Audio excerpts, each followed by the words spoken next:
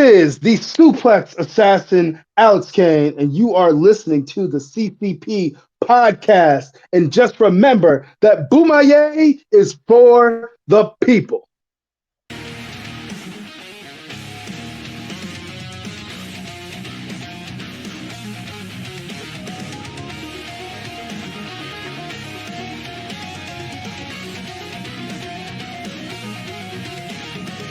What is happening, friends of CCP Podcasting? I am Chris Page. That is Jonathan Barrows. And this is a live taping of Beyond the Bell. JB, what is going on, man? How are you? I'm doing pretty good. It's been a bit of good weekend. Want to make sure and wish happy Father's Day to everyone out there who's celebrating. And looking forward to this Beyond the Bell. Yeah, man, this is our journey on the independent wrestling scene. You never know where it takes us. We're on every continent. We've seen wrestling all over the world. We get an opportunity to look at so many tremendous pieces of talent, and our guest today is no exception. Uh, I I've been watching this guy for probably about a year. Had some matches come across my radar here and there. Kind of watched from a distance. And over the last 4 months, I've seen him on the mend. He's currently out on injury, but is on his way back. And as I'm seeing this guy getting stronger, on his road to recovery, I had to hit him up and say, "Man, you want to come in and talk to us?" And he said, "Absolutely." So without further ado, our guest tonight, he is top of the food chain. He's the one and only Mr. Blade Brown. Thank you, sir. How are you? Welcome to Beyond the Bell Live. Going on, fellas, man? I'm doing great. How are y'all? Living the dream as best we can with what we've got. That's usually how I answer that question because, could be better, could be worse. Doesn't help. If we complain about it, who's going to fucking listen? Absolutely nobody. But we're doing great, man. JB, I know you've been looking forward to this one since we talked about it privately. And you are here, sir, and you're here with the man. So go ahead and give him a welcome. Oh, thanks for joining us, Blade. It's great to have you on the show.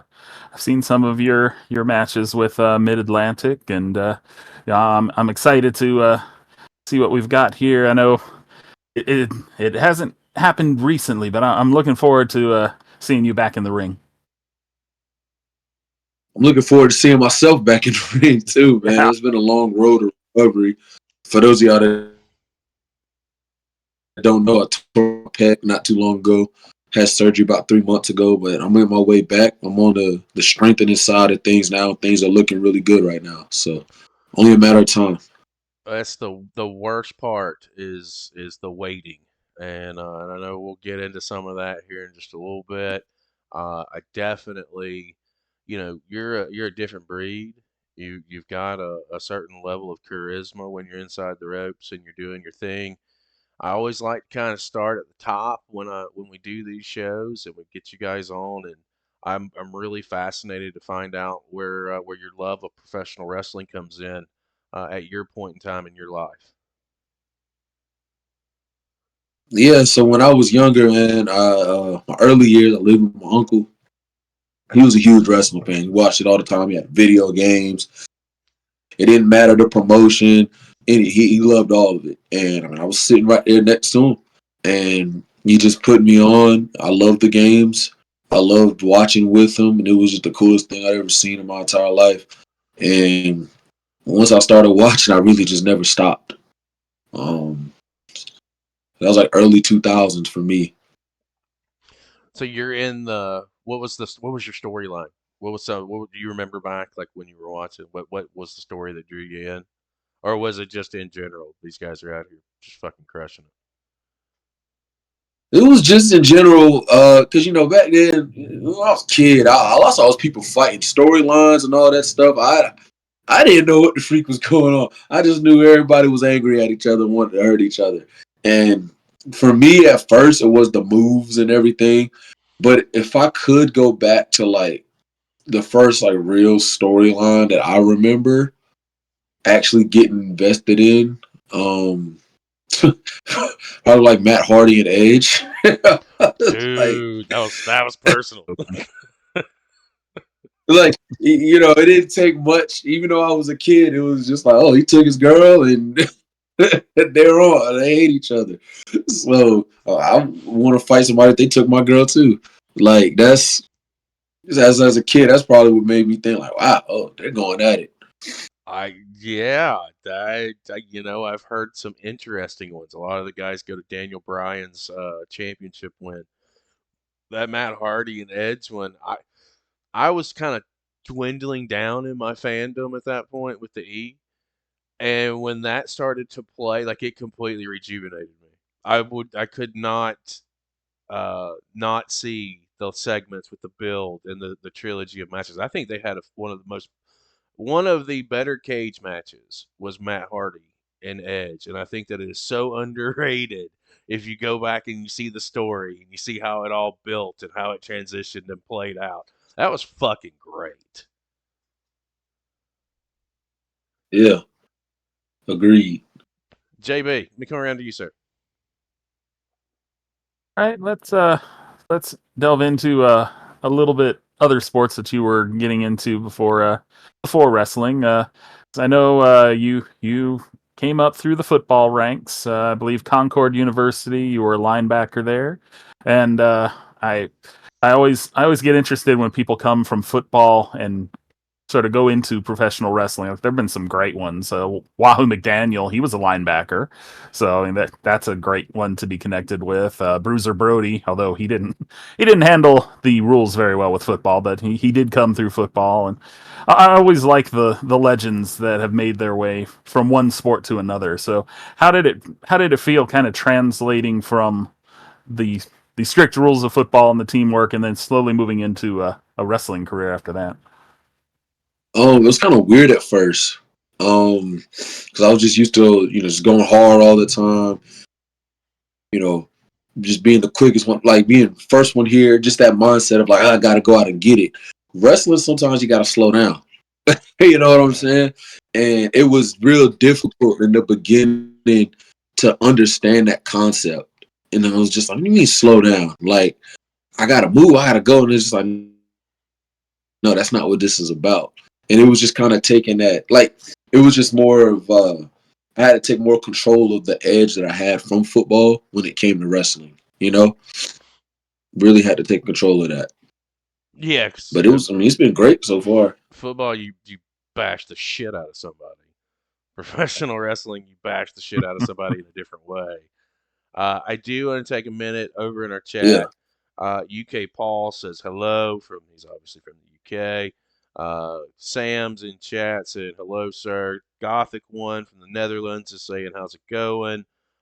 Chat's throwing you some love, my man. I just wanted to get that in.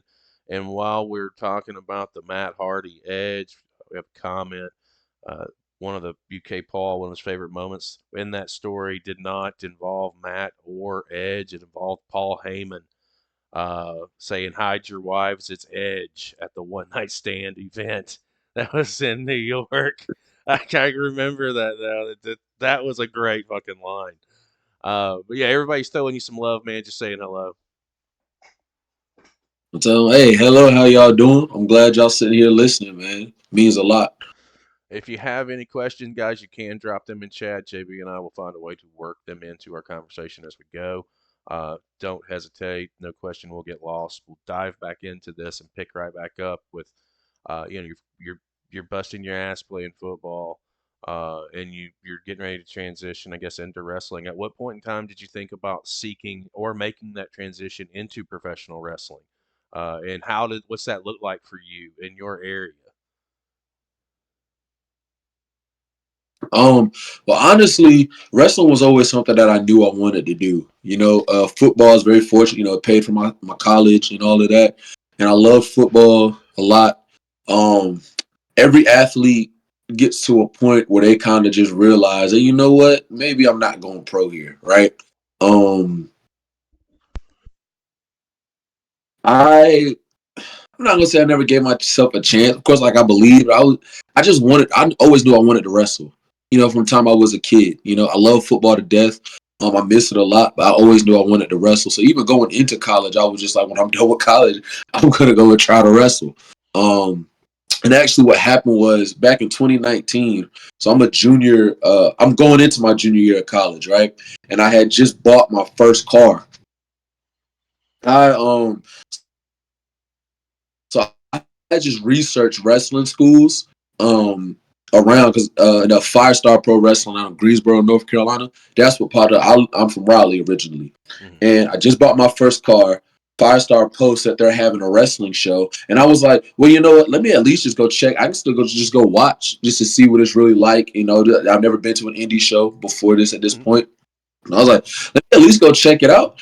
Um, so I drove out there, and I mean, I loved the show from top to bottom. And the promoter, LeBron Cozone, and head trainer, he caught me when I was going to the bathroom. He asked me, and he was like, "Is this something that you're thinking about doing?" And I was like, "Yeah, I got 2 more years of school, got 2 more seasons of football to play, and then after that, I'm definitely gonna make the transition. So it'll be a few more years, but I just want to come check it out." Well, I talked to one of the talents at the time, Alexander Moss. At the time, he went by TGA, the great Alexander Moss. Now he goes by the Absolute Truth. I had just talked to him during intermission, and he was like, bro, don't wait. If you got any time, just start now and just see what you can pick up along the way. He was like, we have people who start and stop all the time. They're in the military, they got families and kids, but pick up what you can. So when you come in after football, you're not completely lost. And that was the best thing I heard because, that was in June of 2019. So I went and signed up. At the time, Five Star was having sign-ups every month. So I went and signed up July 19. July 2019, and I was like, hey, after this, I only got a month here. Then I'm going back to school for football. I'm gonna pick up what I can. I did that. Then COVID hit early 2020, so I was at the house. Football, of course, wasn't on anybody's mind. Didn't even know if we were gonna have a season. Kozon was just like free sessions. This was back when gas was really cheap. Not free sessions, low cost sessions. But this was back when gas was really cheap. So I was going to Greensboro like 2, 3 times a week, getting private sessions, and I was picking up just really fast. So I still did go back to play football after that when they figured things out with COVID. But I had gained a vast amount of knowledge at the time. So by the time I graduated school, I debuted pretty much after that. Well, And yeah, it was. it's smart though. People say, and it's true, COVID had a negative effect on a lot of things with professional wrestling, but it sounds like for you that was kind of a blessing in disguise because it gave you the ability to and more time to hone in on what you're trying to do. Uh, I kind of I kind of like your mentality on that was to, well, I'm not just going to sit here, twiddling my thumbs. Let me get out here and put some work in and make some things happen. I can appreciate that. When you get your graduation and legit, it's time to go to work is what it sounded like. Yeah, man, that's how it went down. Um, like I said, it's been rolling ever since. Uh, and yeah, like you said, blessing in disguise is the perfect way to describe it. That's exactly what it was for me.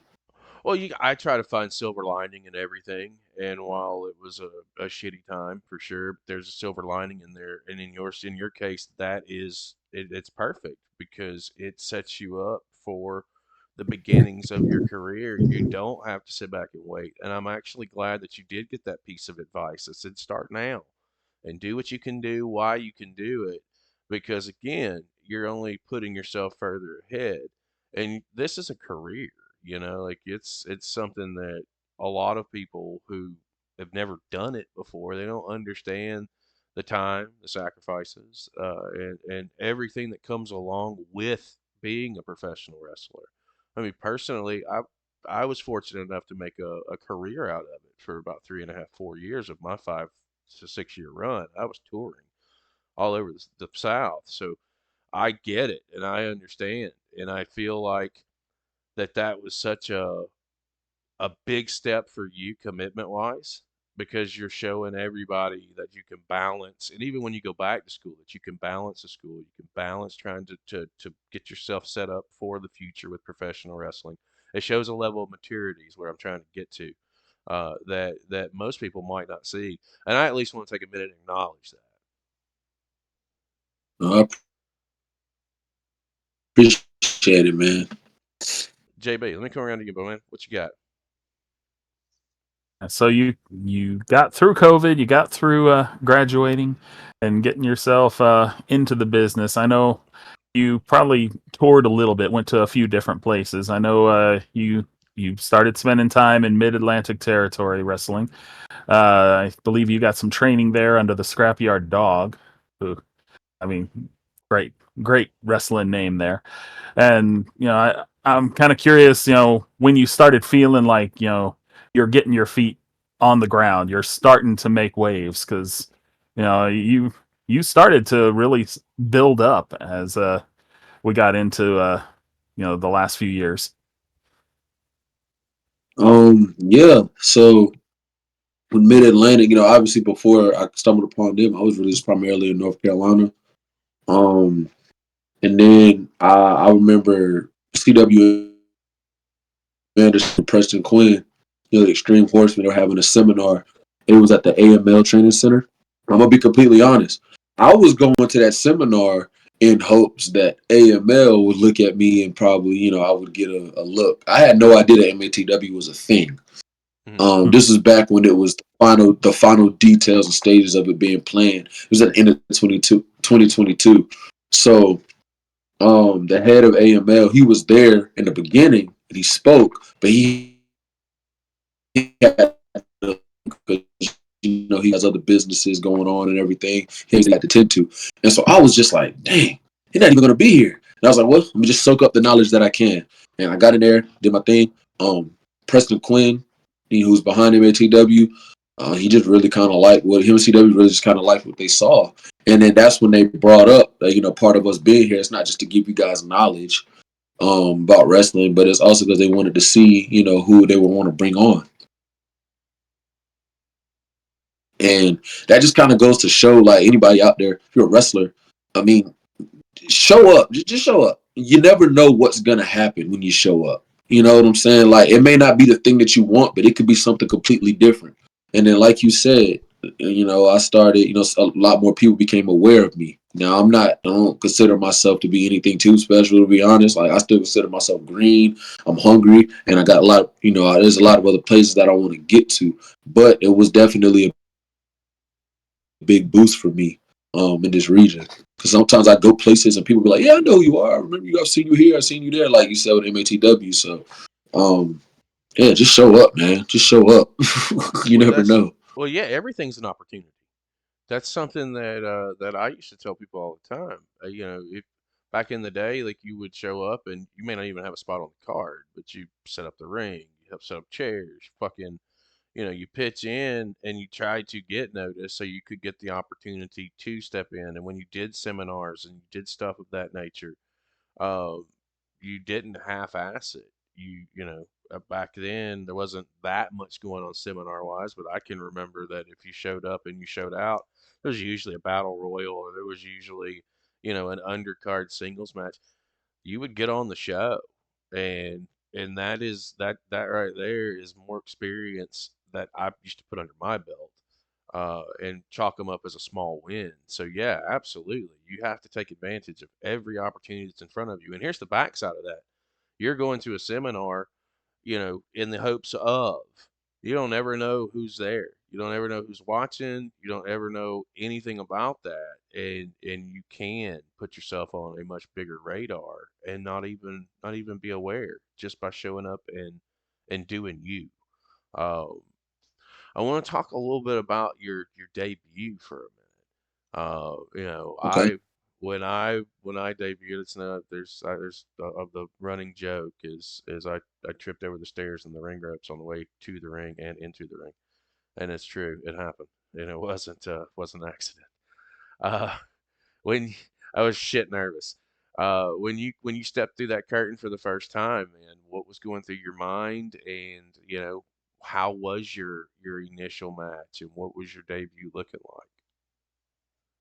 Yeah. So, man, my debut was funny. So, as at the time when I was going by just Mad Dog Blade Brown. Mm-hmm. Didn't know what he looked like. Didn't know I had a big old dog on my freaking pants that one of my friends that drew up in art class. And I was like, screw it. I'm going to just see what happens here. And I'm going to just try to be as loud and intense as possible. So I arrived to the venue, and I'm slated to be in a triple threat, right? Mm-hmm. And it was originally it was supposed to be me versus this dude Indie King JT, Joe Thompson, and this dude from Virginia named Watt Sutton. So that's the triple threat, right? Well, we go over the entire match. Everything is cool. Keep in mind, it's my first match, so I'm like, all right, start remembering stuff and everything, know what I got to do, try to remember my face, all of that.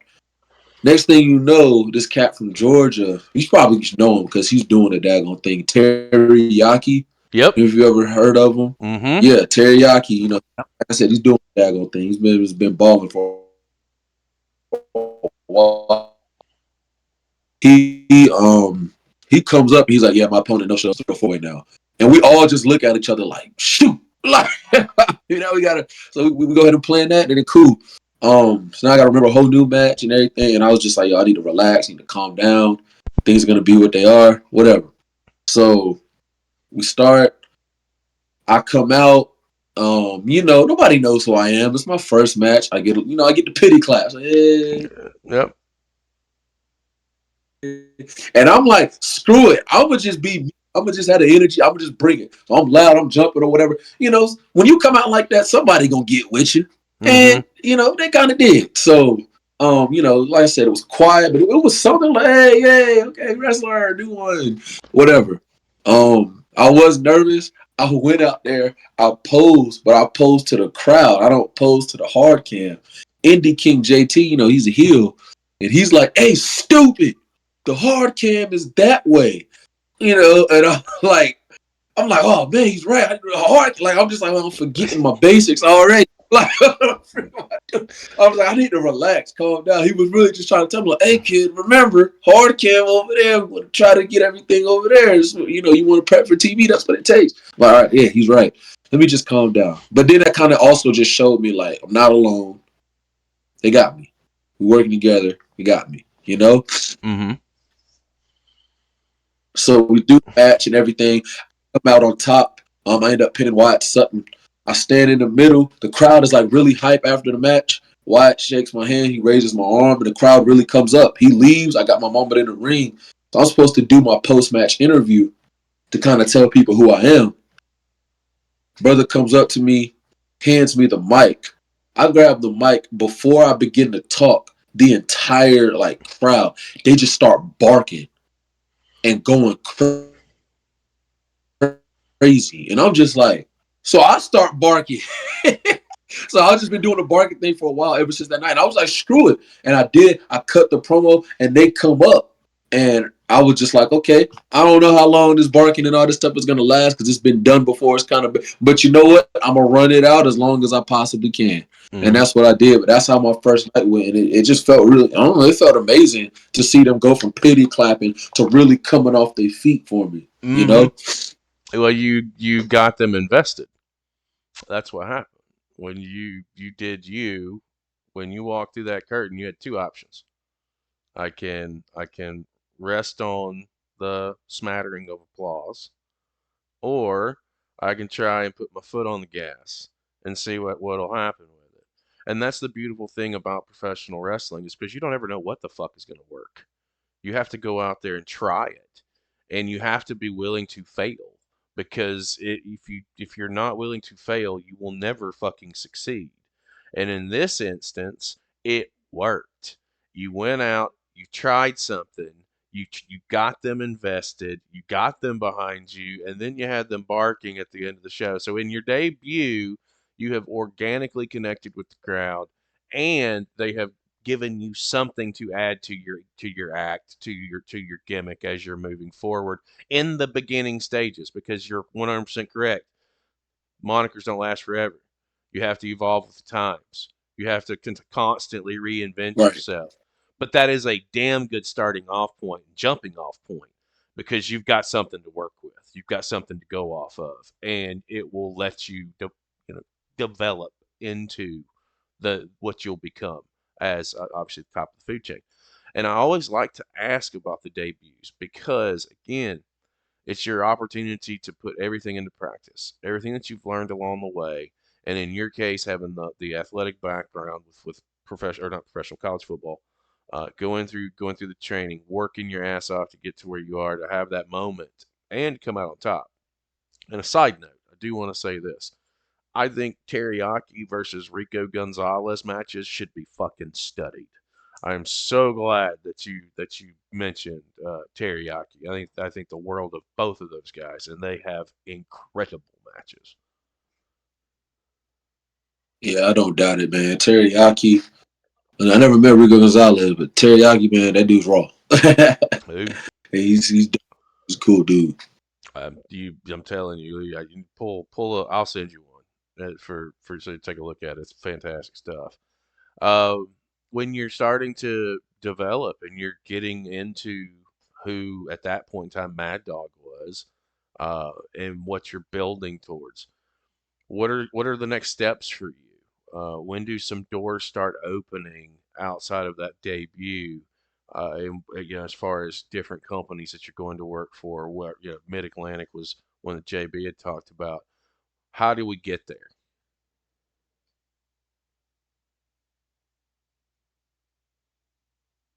Oh no, Um, I just started meeting people. go Oh, ahead. you got froze. Yeah, no, go ahead. Oh, okay. So I just started. A lot of Firestar is just a hot place. People just come sometimes just to come. Especially down here in North Carolina. So I just started meeting people. And then I met somebody, AC Devon, and all of those guys. Um, they were starting a company that has now grown into DCW, Dominant Championship Wrestling. Mm-hmm. That's one of the big ones I started to work. They were really just starting, and we had just kind of developed a relationship because AC Devon, he was really starting to get out there himself. And so he's trying to, get on Firestar, but he's helping start up a promotion, and he really liked us. We were just kind of all in this thing together, beginning stages together. We were just like, just scratch your back, you scratch mine. And then when DCW, it starts building up a name, and then I start meeting people through that, you know. And then guys like Zuka King, um, Jesse Alexander Carter, and then you just really it was just going out wherever you are and doing the most with what you got, like you guys said before, because you never know who is there. Mm-hmm. And there's guys who may be at that show and they go recommend you to other shows. And then a promoter hits you on Facebook or hits you on Instagram or something, and then you go out there. So I got an opportunity with this place, alternative combat wrestling. That's kind of where I started as well. And they're now coming up on the ranks. And then I met people there who are at bigger places, and then it's just a constant cycle of show up, show out with what you got in maybe 2 minutes. It may just be a rumble spot, and just go from there. And then also too, I started putting a lot more money into my gear. Just making sure that I can just go out there looking like any old ragtag dude off the street. I was like, I really need to invest in like real good looking gear. Somebody that can appear on a poster. You know what I'm saying? Mm-hmm. Like it's cool to have the physique and all, but the physique is half the battle. If you ain't got good looking gear, nobody throwing you on a poster and you just look like you rolled out of bed. You know what I'm saying? So just kind of that helps you become marketable as well. So just a thing of showing up, showing out, talking to people, and then investing in myself, my gear, investing into my nutrition, my diet, and all that, and just looking like something that somebody would pay to see. 1,000%. JB, go ahead. So with everything you were doing, you definitely built yourself up. Facts. DCW, you were a fan favorite there. Mid Atlantic, you started taking off there. I know you became the Mid Atlantic Territory Wrestling Champion earlier this year. And it seemed like you really had a lot of momentum going, and then I know there have been some certain things this year that we've already kind of talked about that you had to deal with. So sort of take us through how it felt getting the championship there, and then sort of what followed. Getting the championship there was great because, Mid Atlantic, they got a real old school mentality, and I really, yeah, they brought me on, but I really had to start from the bottom and show why I belonged there anyway. I was working. There was a bunch of vets up there, so I was working with them, learning things their way. Um, Taking some L's, which is cool. I mean, it's wrestling. It is what you got to do. It's wrestling, but do the most of what you got. Take that. I mean, you can look great taking the L's and horrible taking a win. You know what I'm saying? So I'm gonna do great taking these L's. You're gonna feel me. You're gonna know me, and that's what I did. And then as I slowly started to build myself up, people started to want to see me win. And then that's what kind of gave them the faith, like, hey, you know what? Let's build this guy up even more. It was a year-long process because I lost in the tournament to crown the heavyweight championship, to crown the first heavyweight champion. And then, Doug held the belt for so long.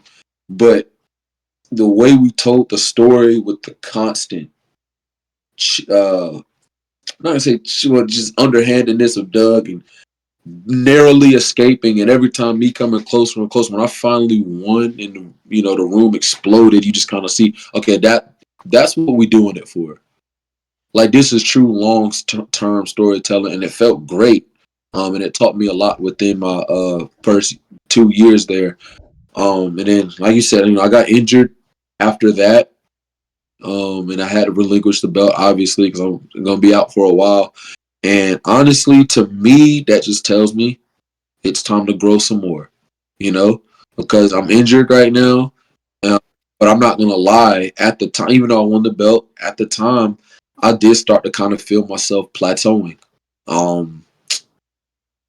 Because within myself, within my own career, and I was just like, I need to do more, but I just don't know what. I know what now. I'm not going to say it. I'm Nope, not you going to ain't got to. say it. I'm You just ain't going got to to. when I come back. When I come back, I just know I didn't waste this time. A lot of reflection, a lot of study, everything. But when I come back, I plan to hit the ground really running. And I got a lot to show and a lot to prove. And like I said, it was just time to grow. It's time to grow and it's time to expand.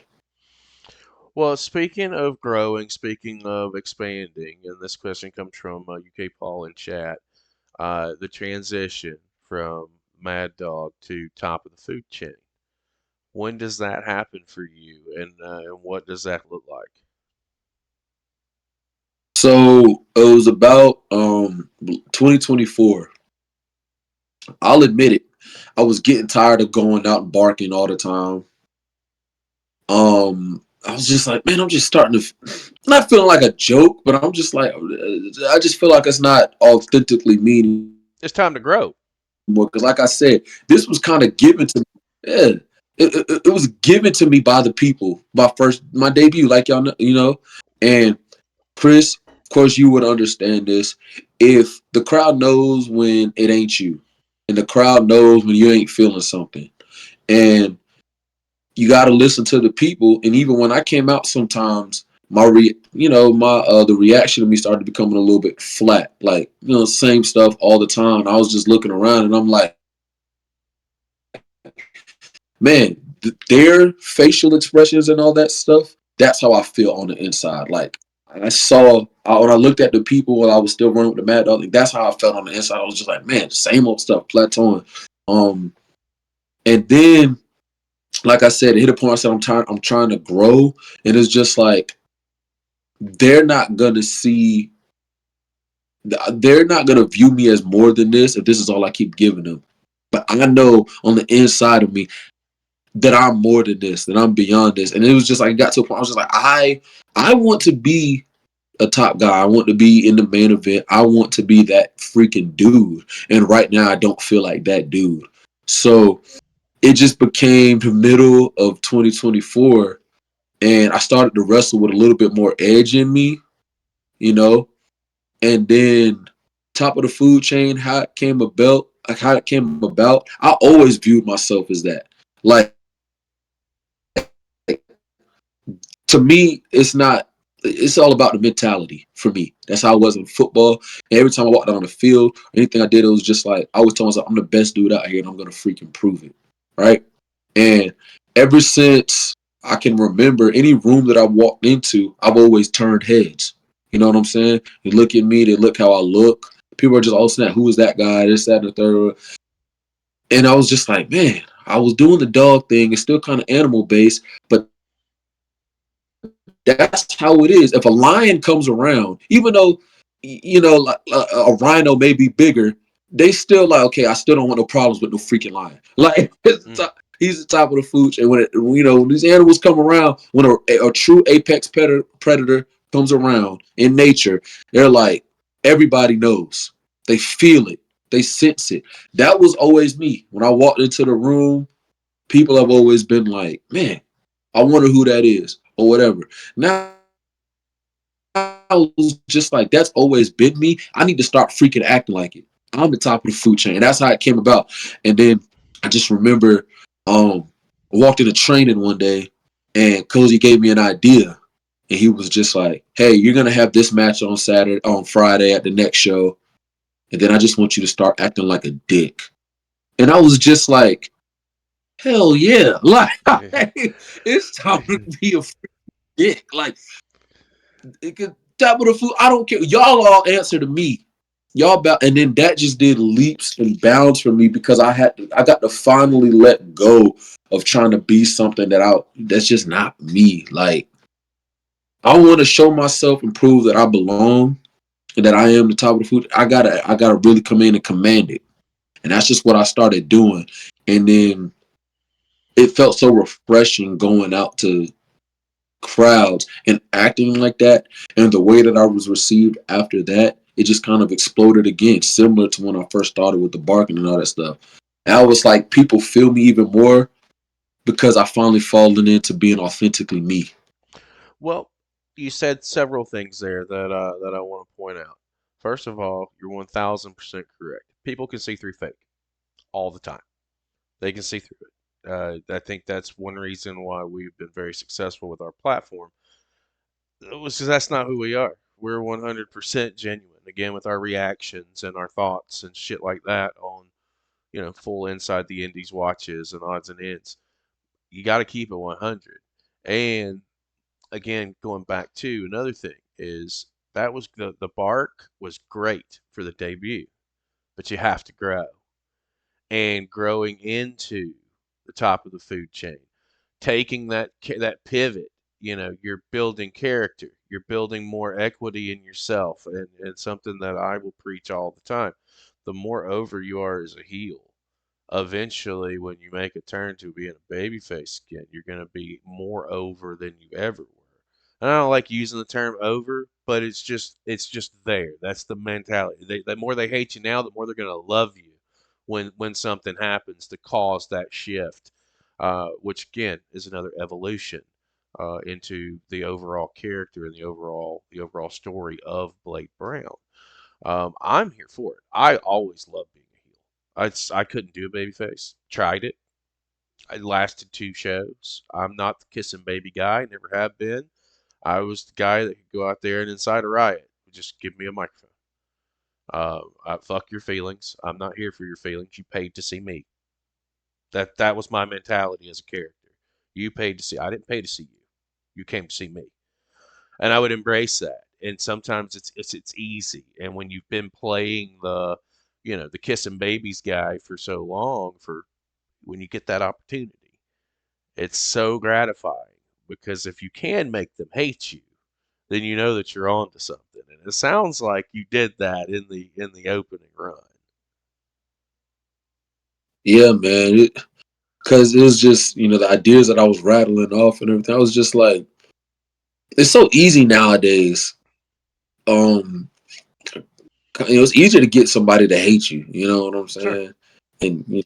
And nowadays, like, you can really make people hate you. You know, you can just say one thing, and people can automatically just dislike you. You know, and that's just kind of what I pride myself off of. And it's just another like I really do kind of pride myself off of like you couldn't walk down the street every single day and just see somebody like me, you know, who looks Mhm. like me. You know what I'm saying? I personally do believe that I pass the eye test anywhere that I go.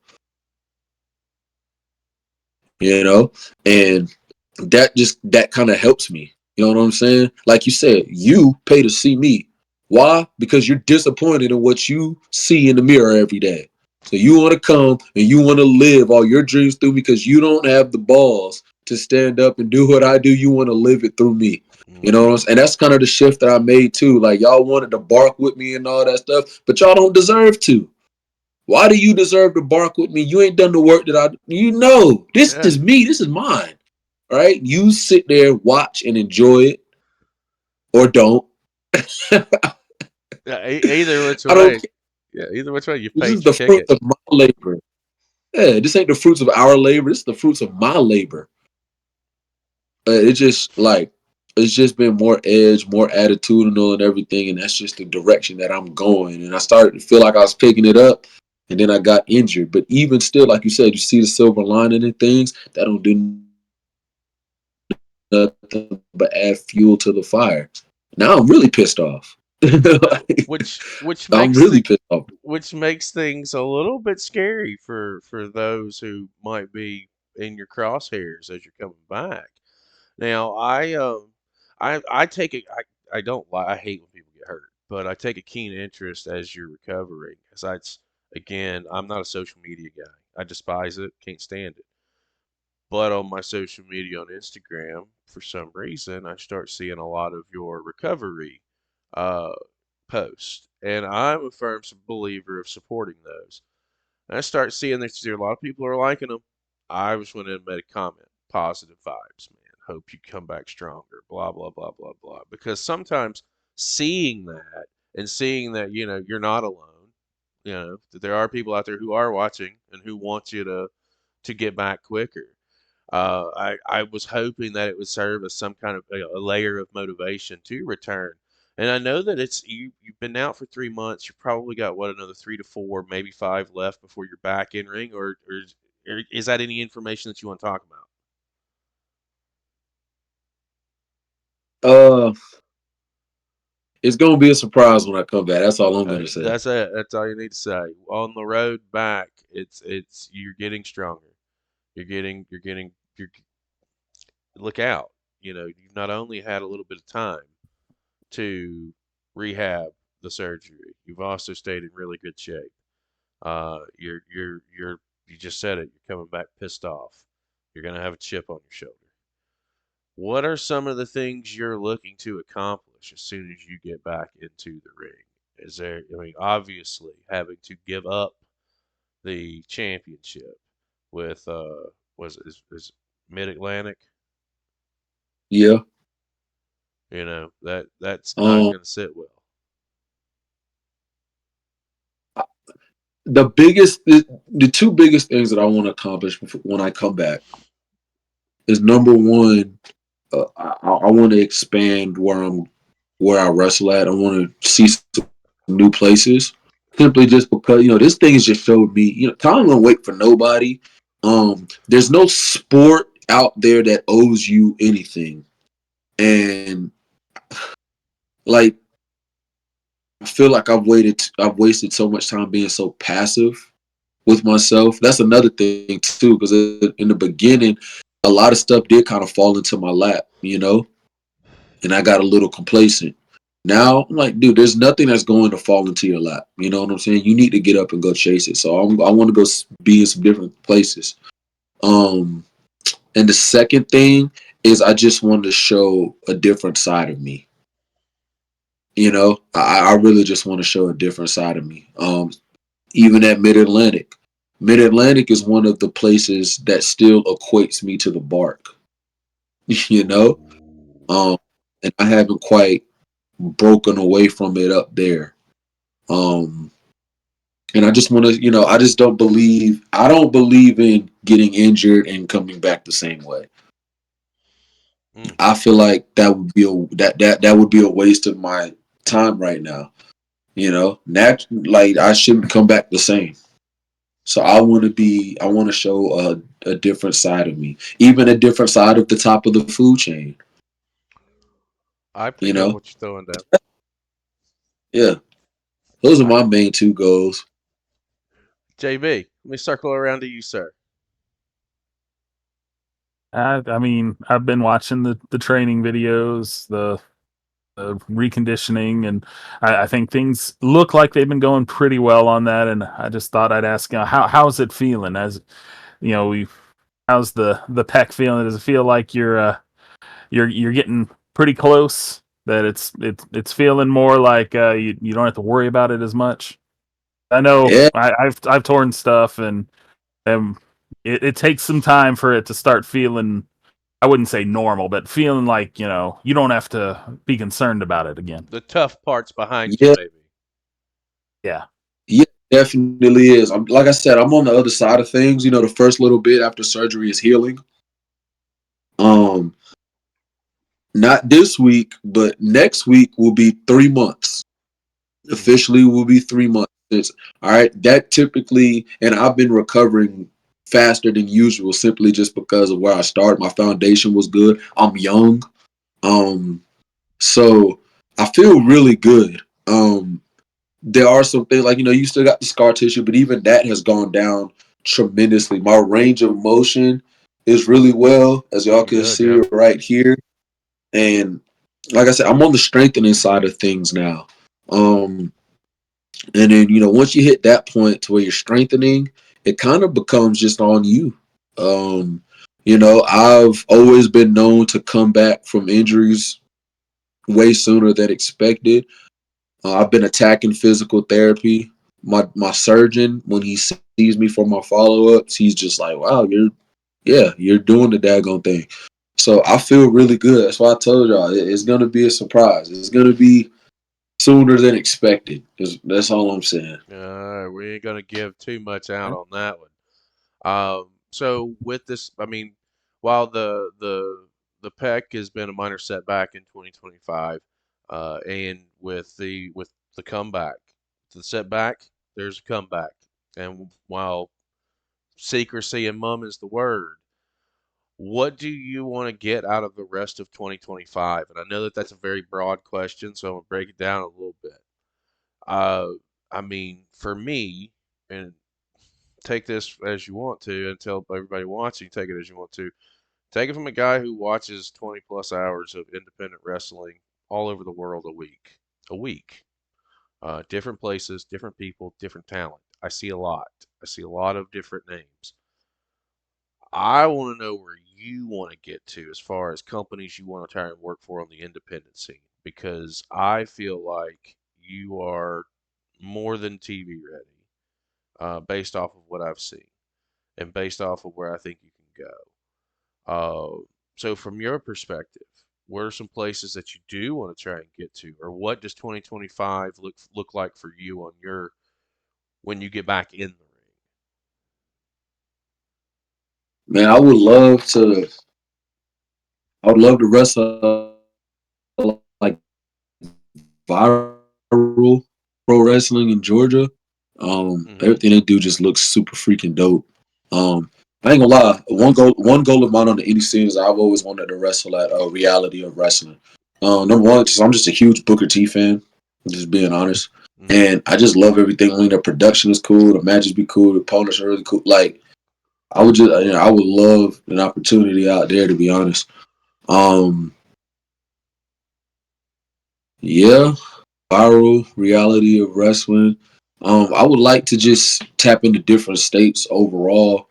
Um, Wherever that would be, I would love to go up to Jersey, see how they do things up there. I would love to go out on the West Coast and see how they do things out there, like Future Stars and places like that. Man, that I would love opportunity out there, and I'm definitely trying to see like, man, if they host a seminar out there or something, I would hop on a flight and just go and check it out and show what I can do. You know, You say so many of those, and immediately when I asked the question in my head, I had an answer, and you called it. I think you'd be a great fit for the reality of wrestling. I think you could be a great fit with any of the companies that you've talked about, but really with reality of wrestling. So I think the level of talent that they've got there meshes with your style, and that you could get in there and tear it up with just about anybody that's currently on that roster. I don't think you'd have a bad match with anybody. I appreciate it, man. There's there's a lot, man. There's a lot with you, and everything that you every company that you named. I think we've got friends of the channel in. So we'll talk a little bit when we get off air, and I'll see if I can put you in touch with, and maybe you can make some of this stuff happen for you. JB, let me come around to you. Well, I mean, we've got the local, United States options that you're hoping for in 2025. But let's go a little beyond that. Are you at all interested in maybe trying out the overseas markets? Going to the UK, going to Japan, going anywhere where the wrestling is really thriving right now. We're watching some great stuff in Australia, some great stuff just around the world right now, and it's the wrestling world is thriving on the independent scene. So, is there any countries you've thought, oh, I'd love to go there and maybe give that a try? Yeah, I love like UK wrestling. The UK is really dope. Hmm. They I love hard hitting aggressive wrestling, bro. And the UK is like it is that to me. Like they're the pinnacle of that. Like I freaking love. I would love to try to go anywhere overseas, honestly, because I just believe if you could wrestle internationally, that's a huge opportunity that you just couldn't pass up. But if I had to specifically, I would love to go anywhere in the UK and try my hand, man. I love aggressive wrestling. I love hard hitting wrestling. And that's what they got over there. Brit Strong style would be right up your alley. And that also leads me to believe that you'd probably be a big fit over at Japan too. Japanese strong style is on point right now as well. Yeah, I would go anywhere where opportunity opens up, man. I Um, mean, we're real big about manifesting here on this channel, and we've been able to manifest a lot with a lot of different people. And I think the reason JB asked you that question is because we do have a lot of friends internationally too, especially over in the UK. So I'll be tagging some folks and seeing again what we can do for you, because I do think that would be a good little loop for you if you could go over there for 3 or 4 weeks. And we kind of know some people sporadically around who are connected who can work with you on getting a schedule set up and trying to get you over there, man, because I think you'd thrive. I think the guys that get out here and really bust their ass, those are the ones that I connect with, and I see you on a daily, uh, just continuing to strengthen and get yourself back into game shape. Well, not that you're not already in game shape, and get yourself back into better game shape. And I would love to see you thrive because there's a lot to you. I said that just a minute ago. And if you're watching and you have not seen Inman Ring, you probably need to go out and take a look at it because you'll see what I see. I say all that to say 2025, the comeback is coming. We're gonna try and see what we can do about getting you into row because I need to see that. Uh, what are some other people that maybe you want to try and get into the ring with? If you had to list off, a series of maybe possible dream matches, who are some people that you want to tangle with? We could be here in the States, it could be internationally, doesn't fucking matter. Shoot, I'd love to wrestle like Alex Kane. I would love to freaking wrestle. Yeah, Alex Kane's a big one. I would love JTG. I would like to wrestle him, man, just because he's always all over the freaking place on the internet Hmm. and everything. Um, those have always been like my top two. Because I feel like the stories we drawn out. After that, it would just be anybody who could freaking help elevate me, honestly. You know? Hmm. Like, I just want to get better. Like, I just want to get better, bro. Like, Well, anyone out there really bring it, I want to wrestle. it's interesting. So I'm gonna connect some dots for you real quick. As you just said that you'd love to work with viral pro wrestling, um, and you just mentioned that you want to hook up with Alex Kane. Alex Kane is a former Beyond the Bell alumni who obviously is out of the Georgia area, and I think has done some work with viral pro wrestling. So we'll make the call. We'll say, hey, Mr. Kane, Blade Brown wants to try and get some when he gets back into the ring. And you guys can do it at Viral Pro Wrestling. You know, like we could try and make that happen. I'll be like, if you need a sponsor, you know who to call. That'll go out into the universe because we'll try and make that happen, dude. I love Alex Kane. I'm a big fan of his. I think that he's tremendous, and I'm a big fan of Viral Pro Wrestling. Uh, they've had a really good long running champion there that was kind of under the radar and is criminally underrated. Owen Knight was running with the no, yeah, he was the Viral Pro Wrestling champion for a hot minute, and the Classic City Wrestling champion for a hot minute. Tremendous guy. Uh, outside of actually, JB, let me come around to you. Do you have anything else on the name of Alex Kane and the possible dream match? Well, the only thing I laughed about is I believe Alex Kane was the video you chose for the intro. I It believe he was. It he was. introed us in, so I was like, "Wow, that is a nice coincidence there." It was 100%. We're manifesting already. Uh, well, let me ask you this: as we're on the way down on the downward trajectory, this is a question that I love to ask everybody because, and I'll give you my answer once you give me your answer. Once you give me the answer to the question, I always like to ask people who should we be watching, and what I mean by that is like from your perspective, guys and girls that are in the ring, whether you've worked with them, whether you've worked opposite them, people who have impressed you. Who should we be watching? At the top of that list for me, SoFly Manny Low. He is the current five-star heavyweight champ. Hmm. Um, brother, he can just go. He can just flat out go. He's freaking smart as I don't know what. He works his freaking butt off. Um, people say eat, sleep, breathe wrestling. That's him, and he's got it all. There's him, Drew Hood.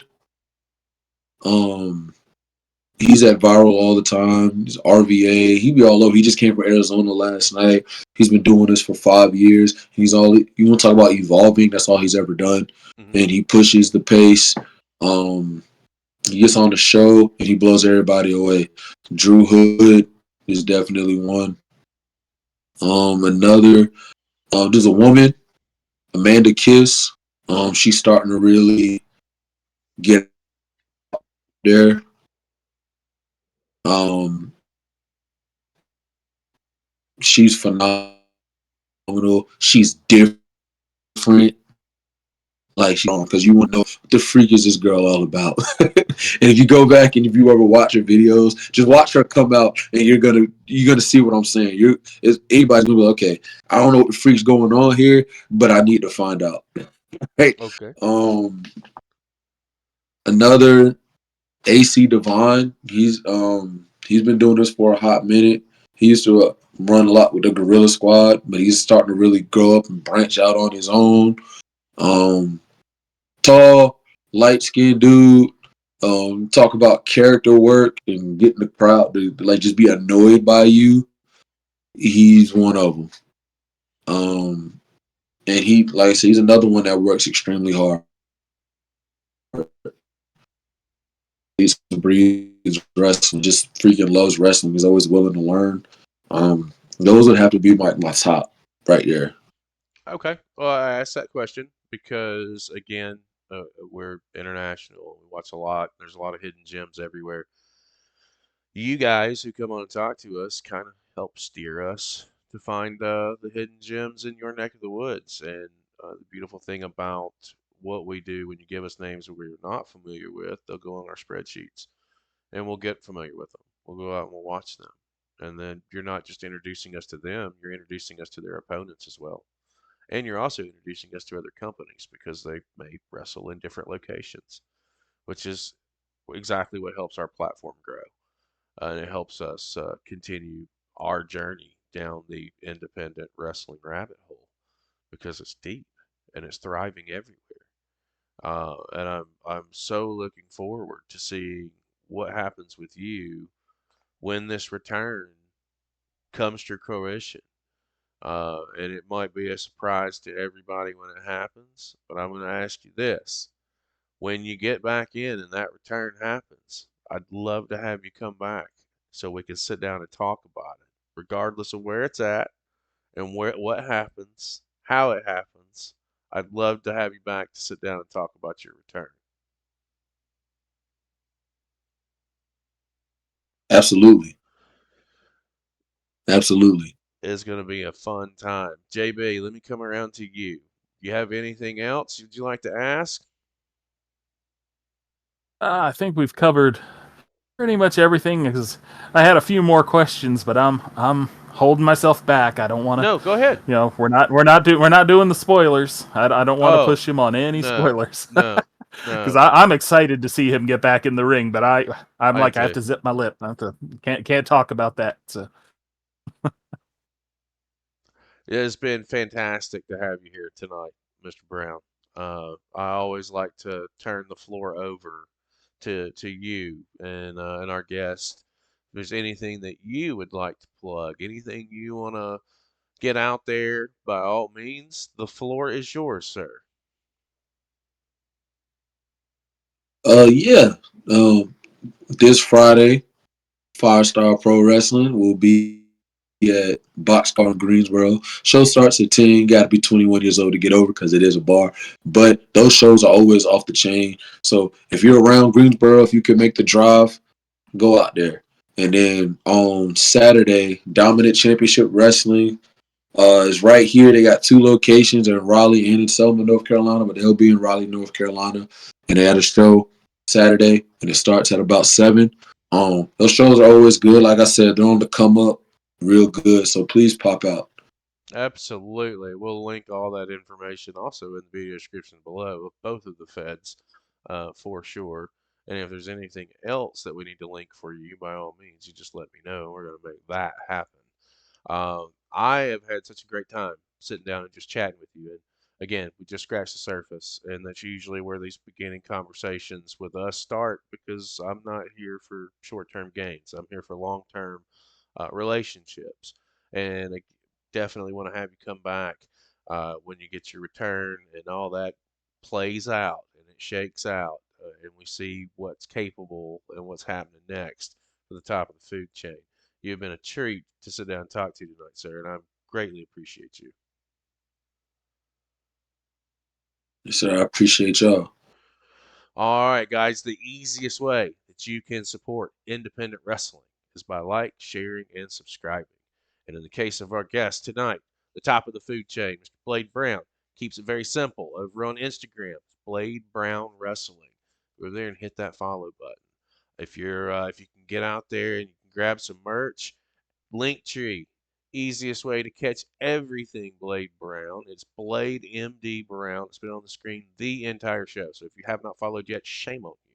If you're watching over on YouTube on replay, this is your time. Head on over, smash that subscribe button. For our channel here, head on over, hit the follow button for Mr. Blade Brown. And I believe you've got a YouTube page there linked as well, if I'm not mistaken, correct? Yeah, it's there. It's hit the subscribe button on the YouTube page for Mr. Blade Brown as well, guys. For Jonathan Barrows of No Game Unturned, for our guest tonight, top of the food chain, Mr. Blade Brown, I am Chris Page, and we will see you next time.